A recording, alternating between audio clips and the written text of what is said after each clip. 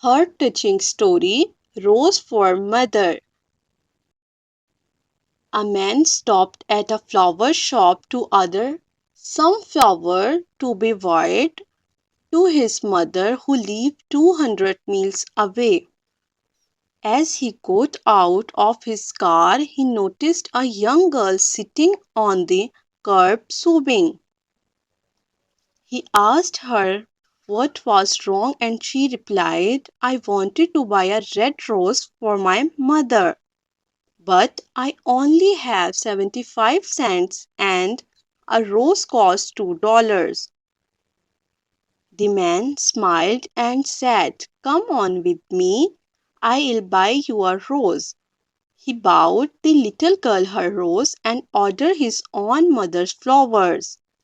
As they were leaving, he offered the girl a ride home. She said, yes, please, you can take me to my mother. She directed him to a cemetery where she placed the rose on a freshly dug grave. The man returned to the flower shop, canceled the wire order, picked up a bouquet, and drove 200 miles to his mother's house.